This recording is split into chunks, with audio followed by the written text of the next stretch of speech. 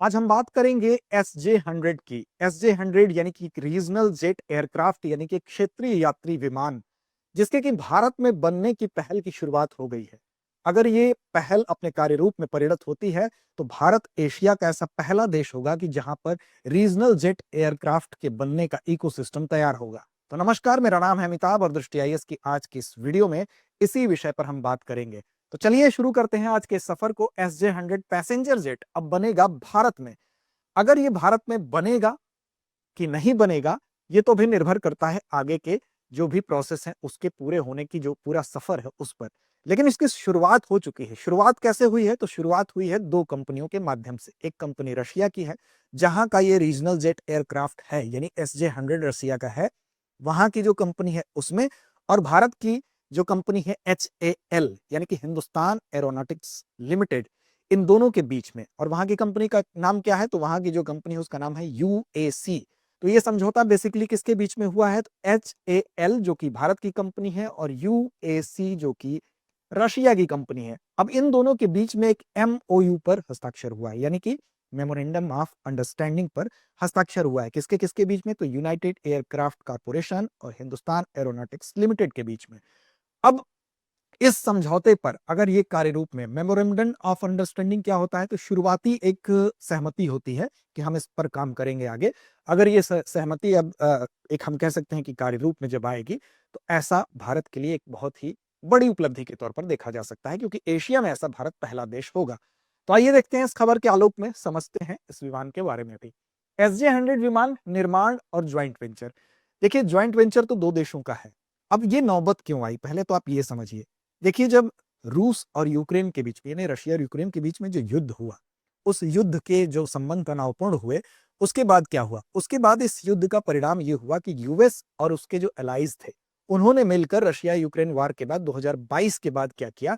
Economic sanctions लगा दिए। किसके ऊपर? रशिया के ऊपर। यानी कि आर्थिक प्रतिबंध लगा दिए कुछ कुछ करके। अब इसकी वजह से क्या हुआ? उन आर्थिक प्रतिबंधों की वजह से, यानी कि यूएससी के ऊपर भी आर्थिक प्रतिबंध लगा, यूनाइटेड एयरक्राफ्ट कॉर्पोरेशन के ऊपर भी लगा। उससे क्या हुआ कि अब वो वहां पर इस इकाई का निर्माण नहीं कर पा रही है। कुछ कल पुर्जे जो हैं वो बाहर से आते हैं, उन पर प्रतिबंध लग गया, वो कल पुर्जे वहां तक नहीं पहुंच सकते हैं। तो इसके लिए भारत के साथ रशिया का ये समझौता अगर पूरी तरह से समझौते के रूप में आता है, शुरुआत तो हो ही चुकी है, तो उसके लिए ये पहल की गई है। अब मॉस्को, HAL मॉस्को में ही, यानी कि रूस की जो राजधानी, वहां पर ही HAL और यूएससी के बीच में जो अधिकारी हैं उन्होंने MOU पर हस्ताक्षर किया है। अब SJ-100 जो है, यानी कि भारत में पूर्ण रूप से निर्मित होगा। अगर ऐसा होगा तो ये पहला यात्री विमान होगा जो कि भारत में पूरी तरह से, यानी कि first fully manufactured passenger in India, ये ऐसा विमान बनेगा। अब SJ-100 की अगर बात करेंगे, इसका नाम पहले क्या था? तो इसका नाम पहले SSJ-100 था। याद रखिएगा, SSJ-100 इसका नाम था। SSJ जो कि वर्तमान में SJ-100 है, यानी कि सुखोई सुपर जेट 100 इसका नाम था पहले। अब ये क्या है? तो ये कि रीजनल जेट है, यानी कि क्षेत्रीय यात्री विमान है। रीजनल जेट क्या होते हैं? आकार में बहुत बड़े नहीं होते हैं और इनकी रेंज भी बहुत ज्यादा नहीं होती है। देखिए, आकार की अगर बात करें तो मध्यम रेंज के होते हैं और ये 3530 किलोमीटर इसकी रेंज है उड़ने की। और 103 यात्रियों को, यानी कि 3530 किलोमीटर की रेंज है उड़ने की, और ये 103 यात्रियों को बैठाता है। देखिए, इस रेंज के जो भी आपके यात्री विमान होंगे, वो 70 से लेकर 130 तक यात्रियों को बैठाकर सफर करने के लिए वो सक्षम होते हैं। अब इसी श्रेणी के कुछ अन्य विमान भी हैं, जैसे कि ब्राजील का एक विमान है, उसका नाम आप याद रखिएगा, जैसे इसी श्रेणी का वो भी है। ब्राजील के इस विमान का नाम क्या है? तो उसका नाम है EMBRAER,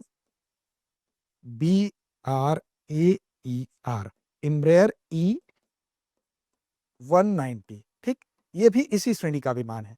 साथ ही साथ अगर आप देखेंगे तो, यानी कैसा विमान है? यानी कि ये भी क्षेत्रीय यात्री विमान है। और इसी श्रेणी का एक यूरोप का विमान है जिसका नाम है एयरबस A2, ध्यान रखिएगा, एयरबस A220, एयरबस A220। ये भी क्या है? ये इसी श्रेणी के विमान है, यानी कि यात्री विमान है, क्षेत्रीय यात्री विमान है, जो मध्यम आकार के होते हैं। इनकी बहुत दूर तक, विशेष तौर पर जो घरेलू उड़ान होती है, जैसे भारत की योजना है उड़े देश का आम नागरिक, घरेलू उड़ान से संबंधित है, तो घरेलू उड़ान के लिए ये विमान पूरी तरह से मुफीद होते हैं, उसके लिए बिल्कुल फिट होते हैं। इससे पहले HAL ने एक विमान बनाया था, ठीक है, जो कि विमान का निर्माण एचएएल इससे पहले किया था, उसका नाम क्या था? AVRO HS748, AVRO AVRO HS748। इससे पहले एचएएल ने इस तरह का एक विमान बनाया था। लेकिन अभी के फिलहाल ये स्थिति है कि इसका पूरा इकोसिस्टम तैयार करने की बात हो रही है, यानी कि हम पूरा इस तरह का विमान बनाने के लिए एक ऐसा एनवायरनमेंट बना दें, इकोसिस्टम तैयार कर दें कि घरेलू निर्माण हम कर सके। अब इसका इंपॉर्टेंट क्यों है? देखिए, इंपॉर्टेंट इसलिए है कि हम भारत में जो घरेलू उड़ान है उसको पहले तो सेव करना चाहते हैं। हमारी घरेलू उड़ान जो है उसके लिए हमें तकरीबन 200 विमानों की जरूरत है, और इस तरह से हमारी जो बाहर की उड़ानें हैं, जो अंतर्राष्ट्रीय उड़ानें हैं, उनके लिए भी हमको लगभग 350 जेट्स की जरूरत है। तो उसको अगर ये निर्माण भारत में ही होगा, तो भारत में उससे संबंधित सारा इकोसिस्टम का डेवलपमेंट होने की वजह से उससे संबंधित जो रोजगार सृजन है वो भी होगा। तो भारत का पूर्ण यात्री विमान उत्पादन यानी complete passenger aircraft production project अगर ये कार्यरूप में परिणत होता है, तो भारत की घरेलू उड़ानों के लिए भी, जो कि भारत की पहले से योजना उड़े देश का आम नागरिक है उड़ान योजना है, उसके लिए भी, और अंतर्राष्ट्रीय उड़ानों के लिए भी हम एक अच्छा इन्वायरमेंट इकोसिस्टम डेवलप कर सकेंगे। अब देखिए, भारत के लिए इसका इंपॉर्टेंस क्या है? सबसे पहले तो इंपॉर्टेंस यही है कि भारत में जो एचएएल के अनुमान के अनुसार जो डिमांड है, ये एचएएल का अनुमान है कि अगले 10 वर्षों में भारत को 200 रीजनल जेट्स एयरक्राफ्ट जो हैं घरेलू कनेक्टिविटी के लिए जरूरत है, और साथ साथ 350 जो जेट्स हैं वो अंतर्राष्ट्रीय उड़ान के लिए चाहिए। ये हमारा अनुमान नहीं, एचएएल का अनुमान है। तो एरोस्पेस निर्माण केंद्र अगर भारत खुद ही बनता है, तो ये हम जितना हमारी जरूरत है उस जरूरत को हम पूरा कर सकेंगे। साथ ही साथ दूसरी बात क्या है कि सिविल एविएशन मैन्युफैक्चरिंग यानी नागरिक विमान निर्माण क्षेत्र में नई पहचान बनाना। अभी तक क्या है, भारत तीव्र गति से भारत की जो घरेलू हवाई सेवा बाजार है उसको बहुत मजबूती मिलेगी, क्योंकि अभी हम क्या है, जैसे एचएएल जैसी जो कंपनियां हैं वो बेसिकली किससे जुड़ी हुई हैं? एचएएल जो कंपनी है वो क्या करती है? वो भारत सरकार की एक प्रमुख एरोस्पेस और डिफेंस कंपनी है। ज्यादातर इसके निर्माण क्या होते हैं, वो डिफेंस से रिलेटेड होते हैं। लेकिन अभी जो बाजार है, रक्षा निर्माण पर निर्भरता हम कम करते हुए रक्षा सौदे तक हम सीमित रह जाते हैं, क्योंकि उसी से संबंधित हम निर्माण करते हैं। एचएएल क्या करती है, जैसे सिविल एविएशन में अभी उसका उतना दखल नहीं है। तो जैसे इसी ने क्या किया, एचएएल ने ही क्या किया, तेजस फाइटर जेट बनाया। अब वही कंपनी क्या करेगी, रूस के साथ मिलकर, अगर ये कार्यरूप में समझौता पूरी तरह से परिणत होता है, तो रूस के साथ मिलकर SJ-100 बनाएगी। इसका मतलब यह है कि पैसेंजर जेट मार्केट में अगर हम उतरते हैं, तो ये वाला जो मार्केट है ये बहुत बड़ा है, तो इसकी डिमांड बढ़ेगी, तमाम देशों के लिए हम निर्यातक बन सकते हैं। तो हमारे देश की अर्थव्यवस्था पर भी बेहतर असर पड़ेगा, और साथ साथ भारत की एक पॉलिसी, जो मेक इन इंडिया की पॉलिसी चल रही है, आत्मनिर्भर भारत की जो पॉलिसी चल रही है, उसको भी बल मिलेगा। तो एक तरफ जहां यहाँ पर हम अभी दूसरे देशों पर निर्भर हैं, वहीं पर हम एक तरह से निर्यातक की भूमिका निभाने लगेंगे, और इससे क्या होगा, देश में रोजगार सृजन होगा, देश की अर्थव्यवस्था मजबूत होगी, और साथ साथ रणनीतिक रूप से भी हमारा महत्व बढ़ेगा। तो ये इसके इंपॉर्टेंस है। अब देखिए, आर्थिक और रणनीतिक प्रभाव क्या होगा। एक तो जब कहीं भी कोई फैक्ट्री लगती है, किसी फील्ड में हम जाते हैं, तो केवल उस चीज से ही संबंधित रोजगार का सृजन नहीं होता, उससे संबंधित तमाम सब सेक्टर्स होते हैं। जैसे कहीं पर उससे संबंधित कुछ कल पुर्जा बन रहा है, कहीं पर कोई पार्ट बन रहा है, तमाम सेक्टर, उससे जुड़े जो सर्विस सेक्टर होंगे उसमें लोग जुड़ेंगे, तो बहुत सारी चीजें इसमें डेवलप होंगी। तो उससे क्या होगा, रोजगार का सृजन होगा। साथ ही साथ जो टेक्नोलॉजी ट्रांसफर है और निवेश है, ये भी बढ़ेगा। अगर हमको अभी तक जो हमको टेक्नोलॉजी का एचएएल के पास एक्सपीरियंस है रक्षा क्षेत्र का, उसका इस्तेमाल हम क्या कर पाएंगे, उसका इस्तेमाल हम कर पाएंगे जो इस क्षेत्र में अगर हम उतरते हैं तो यहाँ पर कर पाएंगे। जो अभी तक हमको एक्सपीरियंस रहा है, उसका हम उस एक्सपीरियंस का लाभ सिविल एविएशन में भी उठा सकते हैं। और इन्वेस्ट यानी कि बहुत से ऐसे देश हैं या अन्य जगह हैं प्राइवेट सेक्टर से, उसका निवेश भी इसमें आ सकता है। भारत को एयरक्राफ्ट असेंबली और मेंटेनेंस में भी आत्मनिर्भर बनाने की दिशा में ये पहल काम करेगी। अब देखिए, जैसे एयरक्राफ्ट को असेंबल होता है जिस जगह पर, तो उस असेंबली में भी और मेंटेनेंस में भी सिर्फ वही नहीं होगा, बल्कि उससे संबंधित जो हम कहते हैं कि जो उसके लिए एक शब्द इस्तेमाल किया जाता है, एमआरओ। एमआरओ क्या होता है, यानी कि मेंटेनेंस, और मेंटेनेंस के अलावा क्या होता है, मेंटेनेंस के अलावा होता है आपका रिपेयर और ओवरहाल। तो एमआरओ में हम पूरी तरह से यहाँ पर लीड करने की भूमिका में आएंगे। कोई भी चीज बनेगी तो उसको मेंटेन भी करेंगे, उसको रिपेयर भी करेंगे, उसको ओवरहाल भी करेंगे। तो इन चीजों में भी हम आत्मनिर्भर हो सकेंगे। और रक्षा से नागरिक विमानन क्षेत्र में विविधता का अवसर मिलेगा, जो अभी तक केवल रक्षा में हम केवल अपनी दखल रख रहे थे एचएएल जैसी कंपनियों के माध्यम से। अब हम आम जो नागरिकों का जो फील्ड है उसमें भी आएंगे, तो एक तरह से इसमें डाइवर्सिफाई होगा, ये विविधता का भी अवसर मिलेगा, तो ये इसका रणनीतिक इम्पैक्ट होगा। अब देखिए इससे भारत और रूस के संबंधों पर क्या असर पड़ेगा। देखिए भारत और रूस के अगर संबंधों की बात करेंगे तो भारत और रूस के संबंध, आप चाहे रक्षा के क्षेत्र में बात कर लें, चाहे आप बात कर ले ऊर्जा के क्षेत्र में, ये दो फील्ड ऐसे हैं जहां पर भारत और रूस के संबंध बहुत बेहतर हैं। लेकिन यहां पर एक तीसरा फील्ड भी आ रहा है जिसमें संबंध बेहतर होने की संभावना है।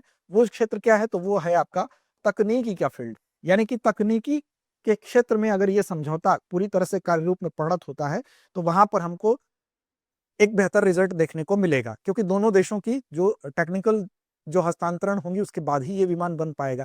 दूसरी चीज ये है कि एक राजनीतिक संदेश देने की कोशिश की गई है ऐसे टाइम पे जब अमेरिका अपने ट्रेड वार के माध्यम से जो अपने दबाव का इस्तेमाल कर रहा है पूरे विश्व में, यहाँ पर भारत ने एक साफ संदेश दिया है रूस के साथ इस समझौते पर पहल करके कि हम, हमारी जो विदेश नीति पूरी तरह से स्वतंत्र है, हम किसी भी तरह के दबाव में नहीं आते हैं। क्यों? क्योंकि अमेरिका ने प्रतिबंध लगा रखा है उसकी इस कंपनी पर, रशिया की इस कंपनी पर। फिर भी भारत ने यह समझौता किया है। हो सकता है भारत के ऊपर भी ये प्रतिबंध लग सके, यानी कि सेकेंडरी सैंक्शन रिस्क भारत के ऊपर है, लेकिन फिर भी भारत ने यह समझौता करते हुए एक राजनीतिक संदेश तो दे ही दिया है। इसके अलावा कुछ संभावित तनाव जरूर है। हो सकता है कि यूएसए पर प्रतिबंध जो लगाया है वो सेकेंडरी सैंक्शन के तौर पर भारत पर भी फिर इसका दबाव पड़ सकता है, भारत पर भी वो प्रतिबंध लगा सकता है। साथ ही साथ जो वेस्टर्न जो कंपोनेंट्स हैं, यानी कि जो पश्चिमी देशों से आने वाले जो कल पुर्जे होते हैं, वो भारत में ही ना आने पाए, तो उस पर भी बैन कर दिया जाए, तो उसकी भी चुनौती का सामना भारत को करना पड़ सकता है, क्योंकि इससे क्या होगा, जो सप्लाई चेन होती है वो बाधित हो जाएगी। सप्लाई चेन यानी आपूर्ति श्रृंखला, यानी कि कल पुर्जे अगर सब कुछ तो भारत में बनता नहीं है, तो अगर कुछ चीजें हमें बाहर से मंगानी पड़ रही है उस पर बैन लगेगा, तो ये चुनौती भी हमको देखने को मिल सकती है। और अमेरिका और उसके जो सहयोगी देश हैं वो सेकेंडरी सैंक्शन यानी कि द्वितीयक प्रतिबंध की संभावना भी एक थोड़ी सी बनती है। द्वितीयक प्रतिबंध क्या होता है, जैसे किसी देश के ऊपर अमेरिका ने प्रतिबंध लगा रखा है और आपने उसी देश के साथ समझौता कर लिया, तो आपके ऊपर भी प्रतिबंध लगेगा, तो एक तरह का इसको सेकेंडरी सैंक्शन कहते हैं, यानी कि द्वितीय प्रतिबंध के तौर पर इसको जाना जाता है। तो जरूर ये चुनौती बनी हुई है, लेकिन फिलहाल भारत ने रक्षा और ऊर्जा के साथ-साथ ये जो तकनीकी में भी जो समझौता किया है, तो भारत और रूस के बढ़ते और बेहतर होते संबंधों की दिशा में ये इंगित करते हैं और साथ-साथ भारत की जो स्वतंत्र विदेश नीति है उसका भी ये परिचायक है। तो चलिए अब अंत में आते हैं अभ्यास प्रश्न की तरफ और इसकी जिम्मेदारी आप पर है। इसका जवाब आप कमेंट बॉक्स में दीजिए। S-100 का पुराना नाम क्या था? विकल्प आपके सामने है, इसके आधार पर आप जवाब दीजिए।